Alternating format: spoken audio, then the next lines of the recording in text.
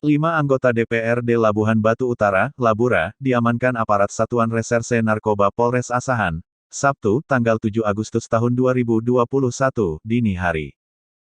Kelima anggota dewan tersebut diamankan dari sebuah hotel di Kisaran, Kabupaten Asahan. Mereka diamankan bersama belasan orang lainnya. Adapun 5 anggota DPRD Labura yang diamankan polisi masing-masing berinisial KZ, AB, Kepulauan, GK, dan PG.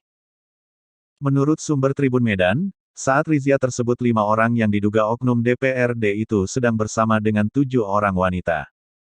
7 perempuannya, 10 laki-laki, katanya. Dijelaskannya, 5 anggota DPRD tersebut ikut ditemani 7 wanita di sebuah ruangan karaoke. Amatan Tribun Medan, di dalam kantor Satuan Reserse Narkoba Polres, terlihat 7 orang wanita ikut diperiksa. Ketujuh orang wanita tersebut digiring menuju sel tahanan kecil Sat Narkoba. Dengan menundukkan kepala, ketujuhnya melaju cepat untuk masuk ke dalam sel. Kelima anggota DPRD tersebut bersama-sama dengan 12 orang lainnya berpesta narkoba jenis ekstasi di Hotel A. Kasat Narkoba Polres Asahan, AKP Nasri Ginting mengatakan ke-17 orang tersebut akan dilakukan penyelidikan lebih lanjut.